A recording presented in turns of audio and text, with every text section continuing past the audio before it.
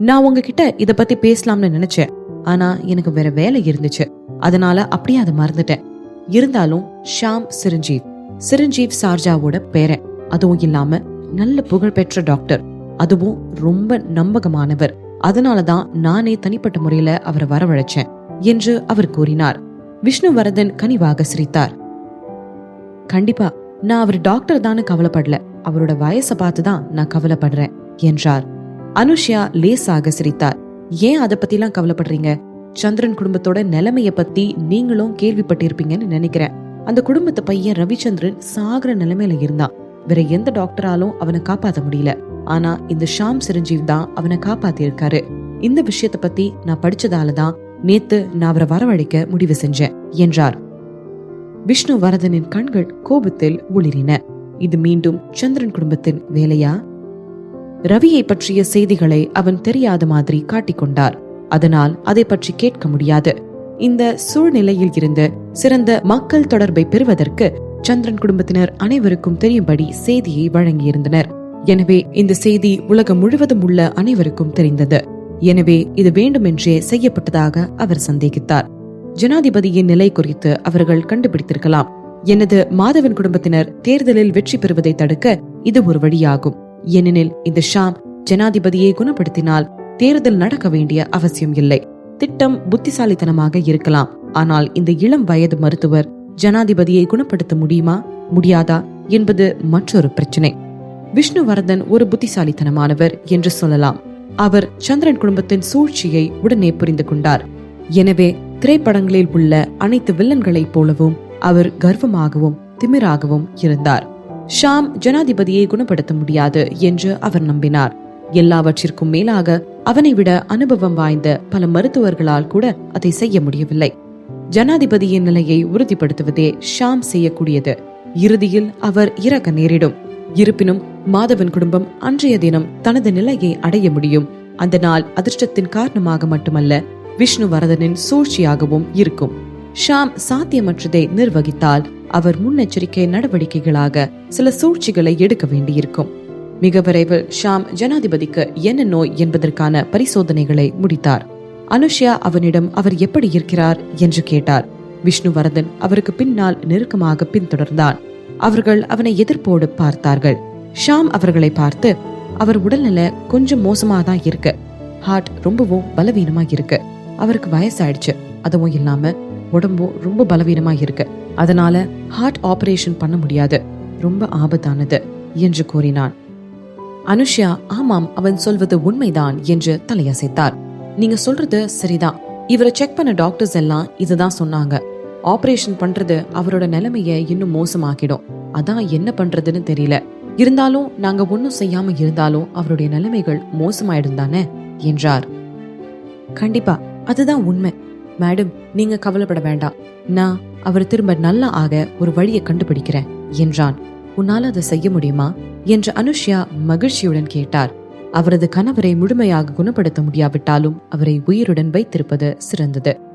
ஷாம் தலையசைத்து உண்மையாக பதிலளித்தான்.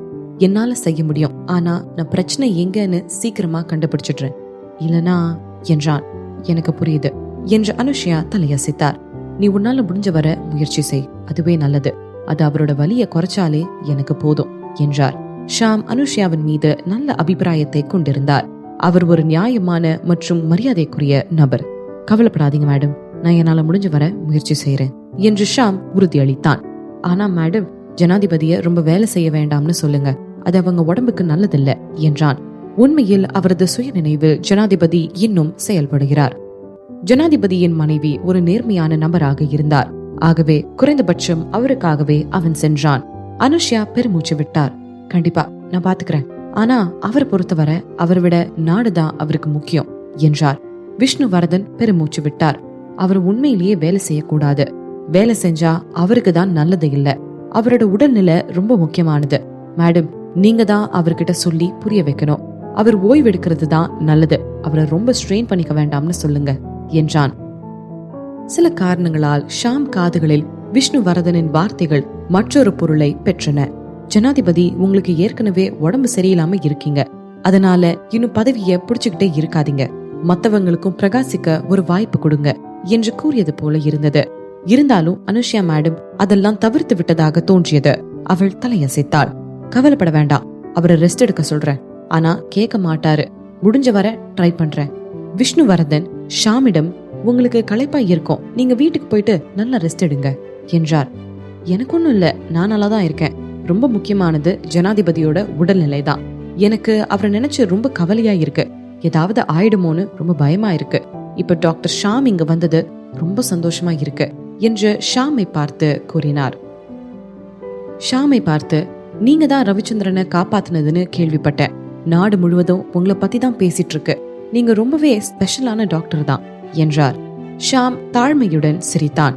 அவங்களாம் என்ன புகழ்ந்து பேசுற அளவுக்கு நான் ஒன்னும் பண்ணிடல. உண்மையை சொல்ல போனா ரவியை காப்பாத்த எனக்கு பல மாசம் ஆச்சு என்றான். எப்படி இருந்தாலும் நீங்க கடைசியில ரவியை காப்பாத்திட்டீங்க தானே?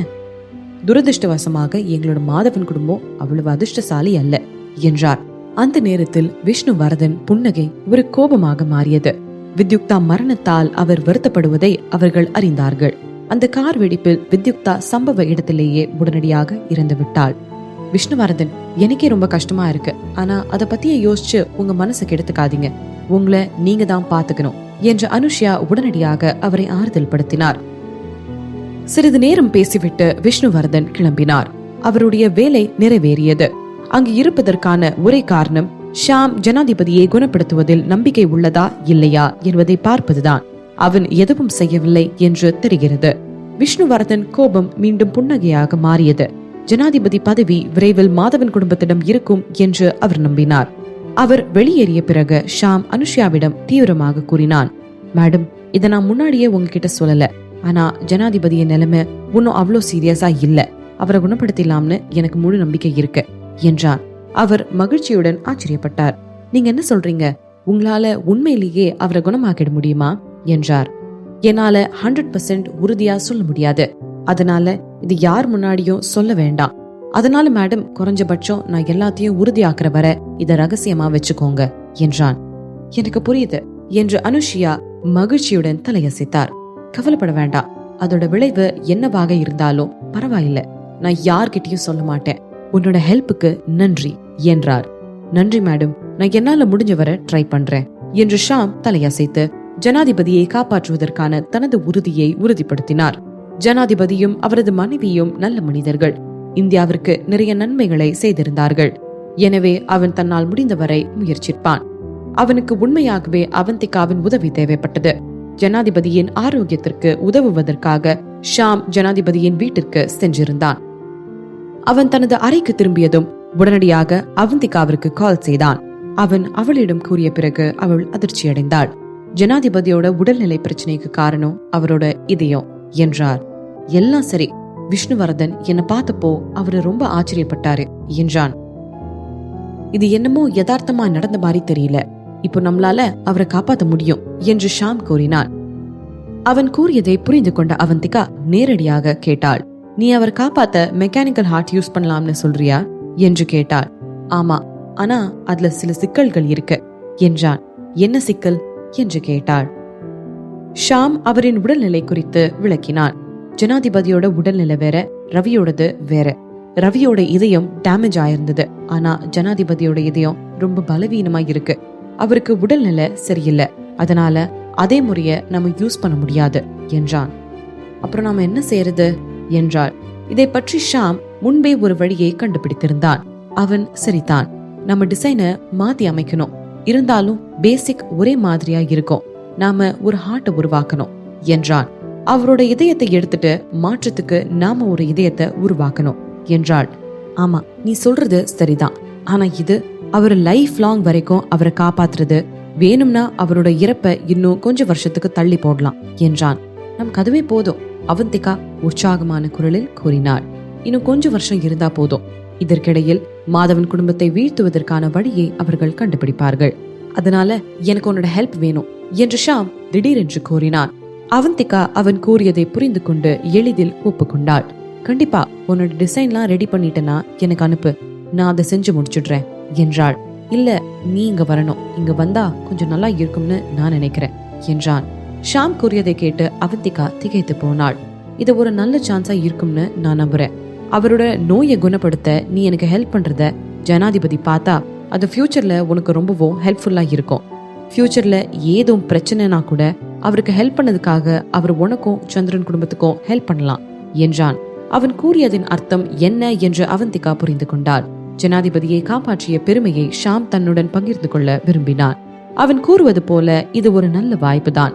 ஜனாதிபதி உங்களுக்கு ஒரு கடமைப்பட்டிருப்பது உண்மையில் நன்மை பயக்கும். மேலும் ஷாம் அதை இழக்க விரும்பவில்லை. அவந்திகா சூழ்நிலையை புரிந்து கொண்டாள். தயங்காமல் அவள் ஏற்றுக்கொண்டாள். சரி, நான் சொல்றேன் ஷாம், தேங்க்ஸ் என்றாள். ஷாம் சிரித்தான். You're welcome. என்னோட மருத்துவ ஆராய்ச்சியின் சக்சஸுக்கு நீ ரொம்ப ஹெல்ப் பண்ணிருக்க. அதுவும் இல்லாம நான் உனக்கு என்ன செஞ்சிருக்கேன்னு யோசிக்கிறேன் என்றான். ஏன் இப்படிலாம் பேசுற? நீ எனக்கு எதுவும் கடன் படல. ஃபியூச்சர்ல உனக்கு ஏதாவது ஹெல்ப் தேவைப்பட்டா கண்டிப்பா சொல்லு. என்னால முடிஞ்ச ஹெல்ப்ப நான் பண்றேன் என்றாள். கண்டிப்பா, நான் நிறைய விஷயம் ஆராய்ச்சி பண்ணிட்டே இருக்கேன். அது வடிவமைக்க உன்னோட ஹெல்ப் கண்டிப்பா தேவைப்படும் என்றான். கண்டிப்பா செஞ்சு தரேன், எனக்கு எந்த பிரச்சனையும் இல்ல என்று அவந்திகா உறுதியளித்தாள். ஷாம் மிகுந்த மகிழ்ச்சி அடைந்தான். அவந்திகாவின் உதவியுடன் அவனுடைய மருத்துவ கனவுகள் பல நனவாகும் என்று அவன் நம்பினான். நான் ஜனாதிபதி கிட்டையும் அவரோட மனைவி கிட்டையும் உன்னை பத்தி சொல்றேன். நான் அவங்களோட அனுமதியை வாங்கிட்டு சொல்றேன். நீ பெங்களூருக்கு என்னோட அசிஸ்டண்டா வா என்று ஷாம் அவளிடம் கூறினான். சரி ஷாம் என்றாள். ஓகே, நான் உனக்கு கால் பண்றேன், வெயிட் பண்ணு என்று போனை கட் செய்தான். அவளும் போனை கட் செய்துவிட்டு சந்திரன் குடும்பத்தினருக்கு இந்த செய்தியை சொல்ல அவந்திகா விரைந்தாள். இது ஒரு நல்ல வாய்ப்பாக இருந்தாலும் இதுல கண்ணுக்கு தெரியாத பல ஆபத்து இருக்கு. உங்களால ஜனாதிபதியை குணப்படுத்த முடிஞ்சா நல்லது, ஆனா முடியலனா அது நேரத்தையும் முயற்சியையும் வீணடிக்கும். மாதவன் குடும்பம் இந்த வாய்ப்பை வீணடிக்காது என்று ராமச்சந்திரன் கூறினார். ராஜச்சந்திரனின் யோசனையை கேட்டதும் அவந்திகாவும் தலையாட்டினாள். நான் எல்லாத்தையும் பத்தி யோசிச்சேன், ஆனா ஷாமால மட்டும் நம்மளோட பொறுப்பை எல்லாத்தையும் சுமக்க முடியாது. நம்ம லைஃப்ல ஆபத்தும் இருக்கும் தான். அது இருந்தாதான் வாழ்க்கை கொஞ்சம் சுவாரஸ்யமா இருக்கும். நம்ம இத பத்தியே யோசிச்சுட்டு இருந்தா ஒரு நல்ல வாய்ப்பை என்னால இழக்க முடியாது. இதுல 2 யூஸ் இருக்கு. இதனால மாதவன் குடும்பத்தை பத்தியும் நாம நல்லா தெரிஞ்சுக்க முடியும். உண்மையில் இது மாதவன் குடும்பத்துடன் நெருங்கி பழகுவதற்கான சரியான வாய்ப்பாகும். அவந்திகா ஒரு சரியான காரணத்துடன் மாதவன் குடும்பத்துடன் நெருங்க முடியும். இல்லையெனில் அவர்கள் மாதவன் குடும்பத்தை அழிக்க காத்திருக்க வேண்டியிருக்கும். அது நல்ல யோசனையாக இருக்காது. எனவே எதிர்காலத்தில் ஏற்படும் பிரச்சனையை தடுக்க அவர்கள் முதல் அடியை எடுத்து வைக்க வேண்டியிருந்தது. சரி, நீ போயிட்டு வா, பார்த்து பத்திரமா இருந்துக்கோ. என்ன ஹெல்ப் வேணும்னாலும் கேளு என்று ராஜச்சந்திரன் அவளுக்கு அறிவுறுத்தினார். அவந்திகா தலையாட்டினாள். சரி, நான் கவனமா இருக்கேன் என்றாள். அது போலவே அவந்திகா பெங்களூர் செல்ல அனுமதி வாங்கினாள். ஷாமும் விரைவில் அவர்களுடைய அனுமதியை வாங்கினான். அவந்திகா வந்து அவனுக்கு ஹெல்ப் செய்ய மேடம் அனுஷா ஒப்புக்கொண்டார். அவந்திகா வெளியேறுவதற்கு முன்பு அவள் கௌதமிற்கு அளித்த வாக்குறுதியை நிறைவேற்றி ரவியை பார்க்க அழைத்து வந்தாள். ரவி குணமடைந்து கொண்டிருந்தார். அவன் விரைவில் எழுந்திருப்பான். அம்மா, நீங்க எப்ப திரும்பி வருவீங்க என்று கௌதம் அவளிடம் கேட்டான். அவந்திகா அவனுடைய தலைமுடியை தடவி கொடுத்து, ரொம்ப நாள் ஆகாது, சீக்கிரமே வந்துடுவேன் என்று கூறினாள். அப்பா எழுந்ததும் திரும்பி வந்துடுவீங்களா அம்மா என்றான். கண்டிப்பா 2 ஒரே நேரத்துல இருக்கும் என்றாள். கௌதம் முகத்தில் புன்னகை பூத்தது. நீங்க திரும்பி வந்ததும் அப்பாவும் நானும் உங்களை கல்யாணம் பண்ணிப்போம், சரியா என்று குழந்தைத்தனமாக கூறினாள். அவன் கூறியதை கேட்டதும், என்ன இந்த வாலி என்ன சொல்றான் என்று அதிர்ச்சி அடைந்தாள். நானும் அப்பாவும் ஒன்னா உன்னை கல்யாணம் பண்ணிக்க ஆசைப்படுறோம் என்று சின்ன குழந்தை விளையாட்டுத்தனமாக கூறியது. ஒன்றாகவா? அழுவதா சிரிப்பதா? அவந்திகாவிற்கு ஒன்றுமே புரியவில்லை. அவன் என்ன பேசுகிறான் என்று அவனுக்கு தெரியுமா? கௌதம் தலையை ஆட்டினான். ஆமா, நாங்க ஒன்னா கல்யாணம் பண்ணிப்போம். உண்மையிலேயே அப்பா எழுந்திருக்கனாலும் நான் உன்னை கல்யாணம் பண்ணிப்பேன் என்றான். அவளால் என்ன பேசுவது என்று தெரியவில்லை. அப்படியே நின்றாள். திருமணத்தின் அர்த்தம் என்ன என்று புரிந்து கொள்ளும் அளவிற்கு அவன் இன்னும் வளரவில்லை. அவர்கள் குடும்பமாக ஒன்றாக இருப்பார்கள் என்று அவன் நினைத்தான். கவலைப்படாத, உன்னோட அப்பா நிச்சயமா எழுந்துச்சிடுவாரு. அம்மா எப்பவுமே உன்னோட பக்கத்திலேயே இருப்பேன் என்று அவந்திகா அவனை ஆறுதல் படுத்தினாள். அப்போ அப்பா, நீங்க எப்பவும் அப்பா கூடயும் இருப்பீங்களா என்றான். அவந்திகா ரவியின் மயக்கமடைந்த முகத்தை பார்த்து, நான் இருப்பேன் என்று பதிலளித்தாள். அவள் அதை கவனிக்கவில்லை.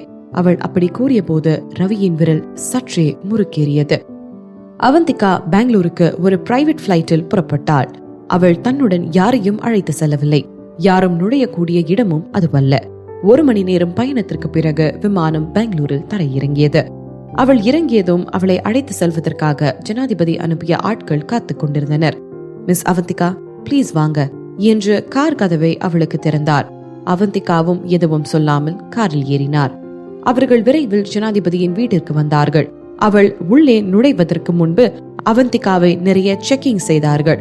அவள் உள்ளே செல்வதற்கு முன்பு பல ரகசிய ஒப்பந்தங்களில் கையெழுத்திட வேண்டியிருந்தது. அவந்திகா ஜனாதிபதியின் வீட்டிற்கு வருவது இதுவே முதல் முறை. அந்த மாளிகையின் அளவு அவளை ஆச்சரியப்படுத்தியது. அது இவ்வளவு பெரியதாக இருக்கும் என்று அவள் எதிர்பார்க்கவில்லை. ஜனாதிபதியின் வீடு ஒரு பரந்த இடத்தில் அமைந்துள்ளது. இடமும் பெரியது, வீடும் பெரியது. கம்பீரமான தோற்றமுடைய கட்டிடங்கள் நிறைய இருந்தன. எல்லா இடங்களிலும் பாதுகாப்பு காவலர்கள் இருந்தனர்.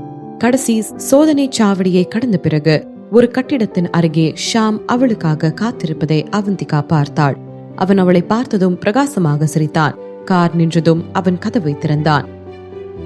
ரோந்து காவலர்கள் ஏதோ பேசிக் கொண்டிருந்தனர். பிரபல டாக்டர் ஷாம் சிரஞ்சீவ் சார்ஜாவின் பேரன், அவரே வந்து வரவேற்கிறாரே, இந்த பொண்ணு யாரு என்று பேசிக் கொண்டிருந்தனர். நீ ஒரு வழியா இங்க வந்து சேர்ந்துட்ட என்று ஷாம் திகைப்பூட்டும் புன்னகையுடன் கூறினான். அவந்திகா தலையசைத்துவிட்டு காரில் இருந்து வெளியேறினாள். வா, நான் உன்னோட ரூமுக்கு அழைச்சிட்டு போறேன் என்று ஷாம் நேராக சென்றான். ஒருவர் அவந்திகாவின் பொருட்களை எடுத்து சென்றார். ஷாம் ஆர்வமுள்ள விஷயங்களை நிறைய பேச வேண்டும் என்று அவந்திகாவை அழைத்து சென்றான். அங்க இருக்கிற அந்த ஒயிட் பில்டிங் ஹாஸ்பிட்டல், அது பக்கத்துல இருக்கிறது ஹாஸ்டல். அங்க தெரியுதுல்ல, ஒயிட் கலர் பில்டிங், அதுதான் ஜனாதிபதியோட வீடு என்று அவன் கூறிய அனைத்திற்கும் அவந்திகா அமைதியாக தலையாட்டினாள். ஷாம் அவள் எதுவும் கூறாததை பார்த்து ஏமாற்றமாக உணர்ந்தான். இங்க இருக்கிறது எல்லாம் உனக்கு எதுவும் பிடிக்கலையா என்றான். அவன் முதலில் வந்தபோது அங்குள்ள பொருட்களின் அளவை கண்டு மிகவும் அதிர்ச்சி அடைந்தான். இந்த இடத்தோட பெரிய அளவுதான் என்ன ஆச்சரியப்படுத்துது என்று அவந்திகா கூறினாள். அவந்திகா எந்த நிலையில் இருக்கிறாள் என்பதை அவன் உணர்ந்தான். பெரும்பாலான விஷயங்கள் அவளை ஈர்க்க முடியாதவையாகவே இருந்தன. அவர்கள் விரைவில் விடுதிக்கு வந்தடைந்தனர். அவை விடுதிகள் என்று கூறலாம், ஆனால் அவை உண்மையில் வசதியான வீடுகள் போன்று இருந்தது. ஒவ்வொரு வீடும் அழகாக இருந்தது. ஒரே ஒரு பெட்ரூம் மற்றும் ஒரு ஹால் மட்டுமே இருந்தது. ஒருவர் தாராளமாக ஒரு வசதியான வாழ்க்கை வாழ இந்த இடம் போதுமானதாக இருந்தது.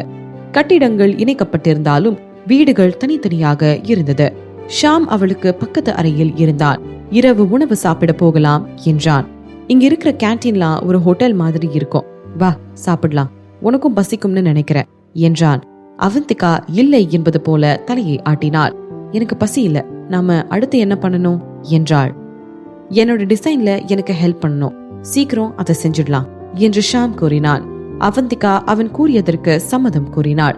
சரி, நம்ம வேலை செய்ய ஆரம்பிக்கலாம் என்றாள். அவசரப்பட வேண்டாம் என்று ஷாம் கூறினான்.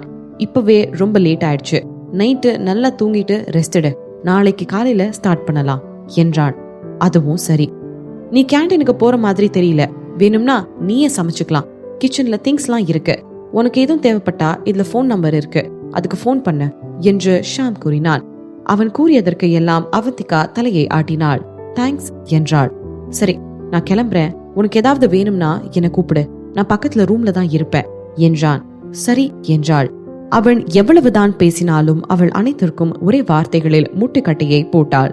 அவள் அதிகமாக பேசவில்லை. அவள் வந்த வேலையில் மட்டுமே குறியாக இருந்தாள்.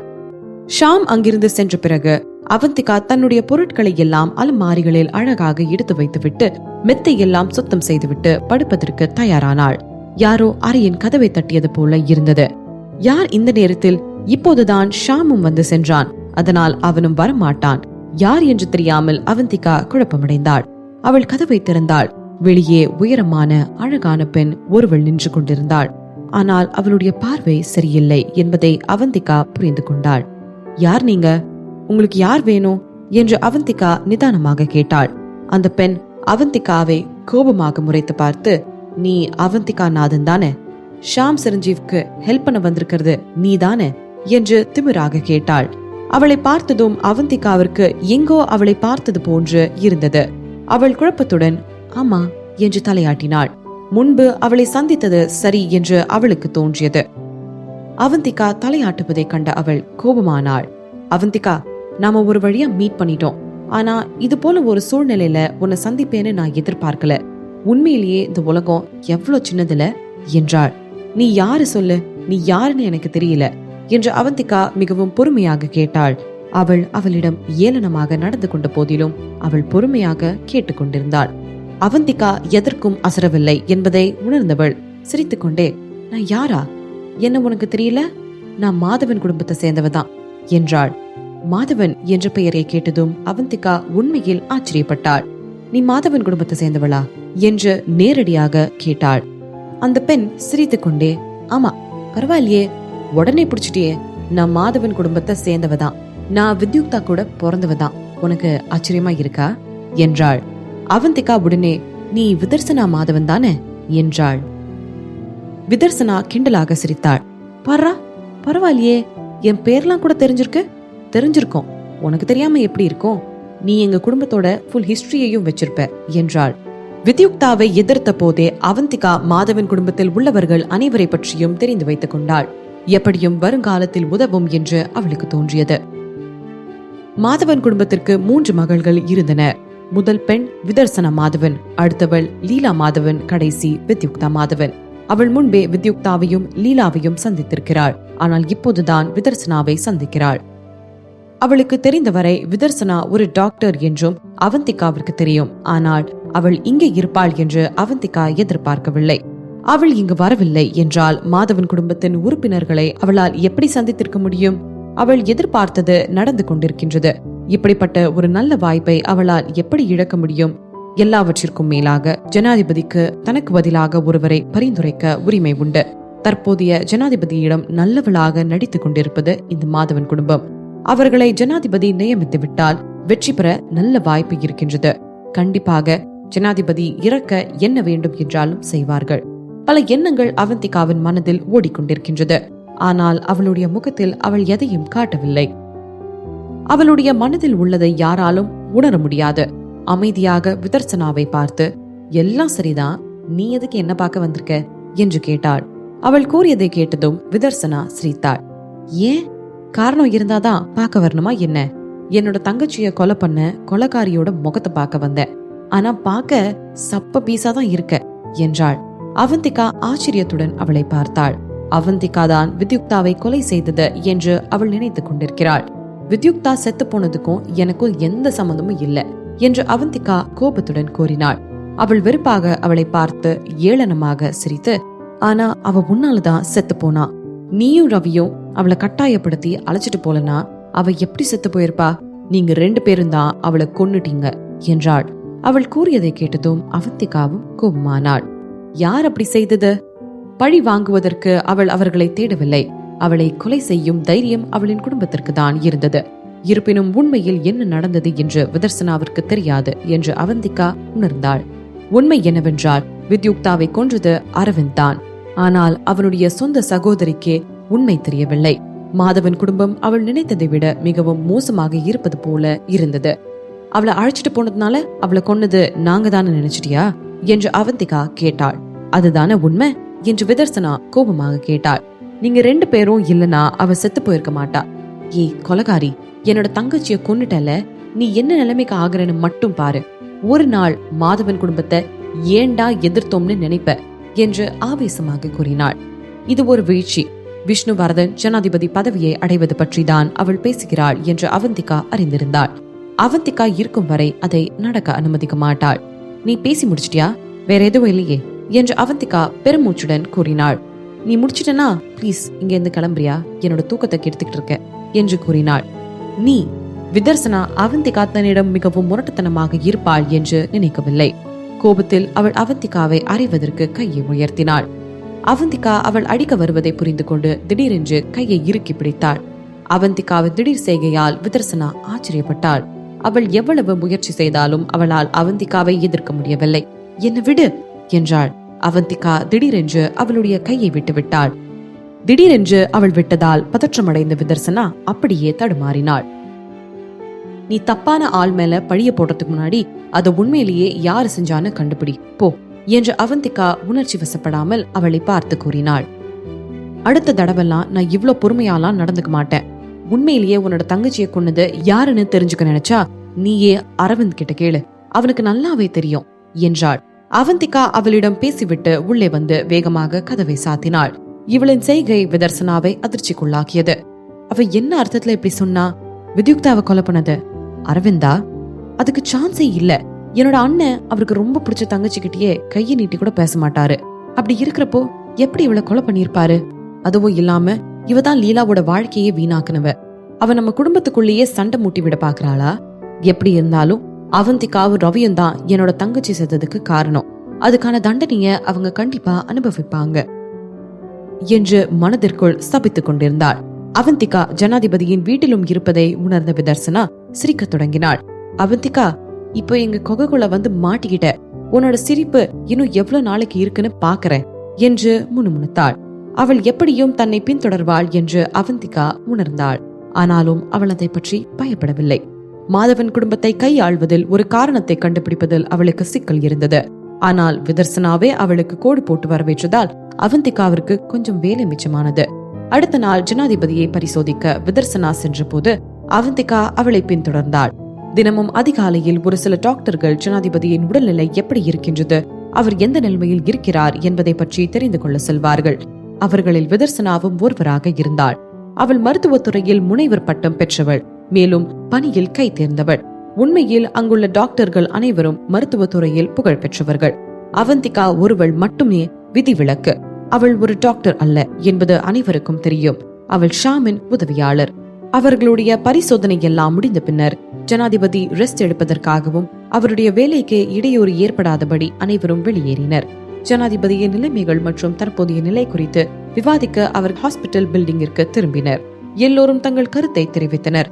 அவந்திகா மட்டும் ஏதும் பேசாமல் அப்படியே நின்றாள். திடீரென்று விதர்சனா அவந்திகாவை பார்த்து, டாக்டர் ஷாம், நம்ம பேசுறது எதுவுமே அவளுக்கு புரியலன்னு தோணுது.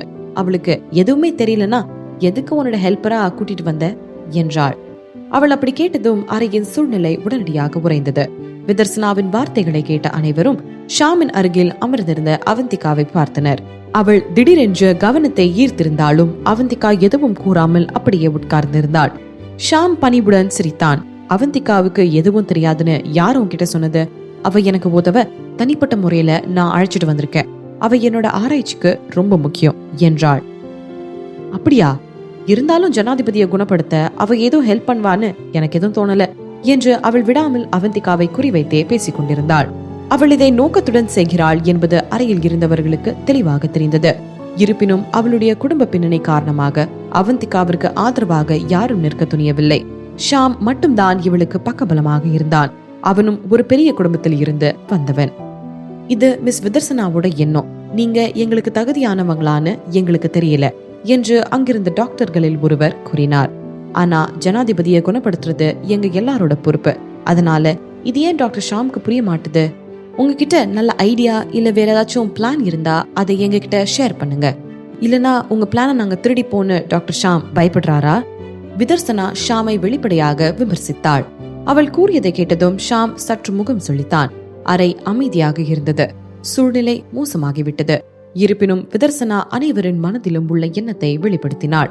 ஷாம் திடீரென்று ஜனாதிபதியின் மனைவி அனுஷ்யாவை அழைத்திருந்தார். அவர் மீது அதிக நம்பிக்கை இருந்தது. அவன் தனது உதவியாளராக ஒரு டாக்டர் இல்லாத ஒரு பெண்ணை வைத்திருப்பதை கண்டுபிடித்தார். உண்மையில் அவர்கள் என்ன செய்ய போகிறார்கள் என்று ஆர்வமாக இருந்தனர். உண்மையில் விதர்சனா போன்றே அவர்களும் நினைத்துக் கொண்டிருந்தனர். டாக்டர் ஷாம் அவரோட ஐடியாவெல்லாம் நம்ம கூட ஷேர் பண்ண மாட்டார்னு தோணுது என்று அங்கிருந்த டாக்டர் கூறினர். உண்மையில் விதர்சனா அங்கு இல்லாதிருந்தால் அவனுடைய கருத்தை பகிர்ந்து கொள்வது அவனுக்கு பிரச்சனையாக இருந்திருக்காது. இந்த டாக்டர்ஸ்கள் எல்லாம் நல்லவர்கள் தான் என்பதை அவன் அறிந்திருந்தான். அதை அவர்களுடன் பகிர்ந்து கொள்வதில் கூட அவன் கவலைப்படவில்லை. அவன் மாதவன் குடும்பத்திற்கு எதிராக இருக்கிறான். ஜனாதிபதியை அவன் குணப்படுத்த முடியும் என்பது அவர்களுக்கு தெரிந்தால் அவர்கள் அவனை என்ன செய்வார்கள் என்பது யாருக்கு தெரியும்? ஷாம் சிரித்துக்கொண்டே, உண்மையிலேயே எங்க கிட்ட எந்த தெளிவான யோசனையும் இல்ல. நாங்க இன்னும் தெளிவில்லாம தான் இருக்கோம். நான் இன்னும் யோசிக்கிறேன். முழுசா நான் இதுதான் செய்ய போறேன்னு தெரிஞ்சா நான் கண்டிப்பா எல்லார்கிட்டயும் ஷேர் பண்ணுவேன் என்றான். அவன் கூறியதை கேட்டதும் விதர்சனா சிரித்தாள். உண்மையா எந்த பிளானும் இல்ல? நீ என்ன செய்ய போறேன்னு உனக்கே தெரியாது. அப்படி இருந்தும் நீ ஏன் அந்த பொண்ணை வரவழைச்ச? இல்ல எதுவும் பர்சனல் விஷயமா? அப்படின்னா எனக்கு புரியுது. ஆனா நீ நினைக்கிற மாதிரி இது ஒன்னும் ஹோட்டல் கிடையாது. டாக்டர் ஷாம், நீ இது போல கேவலமா நடத்துப்பேன்னு நான் நினைக்கல என்றாள். விதர்சனா, பேசுறத பார்த்து பேசு. நாக்கு இருக்குன்னு என்ன வேணும்னாலும் பேசலாம்னு பேசாத என்று ஷாம் கோபத்தில் கத்தினான். நாம எல்லாம் டாக்டர்ஸ், நம்ம எதுக்கு வந்தோமோ அந்த வேலையை பார்த்தா போதும் என்றான். அவன் பேசிய வார்த்தைகளில் விதர்சனா மிகவும் கோபமானாள். நான் என்ன தப்பா பேசிட்டேன்? நீங்க நடந்துக்கிறத பார்த்துதான் நான் சொல்றேன் என்றாள்.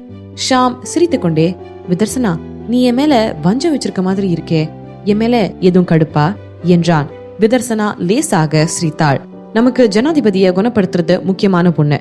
ஏதாவது ஒண்ணு தப்பா நடந்தாலும் நம்ம எல்லாரும் தான் அதுக்கு பொறுப்பு ஏற்கணும். நாம அலட்சியமா இருக்க முடியாது.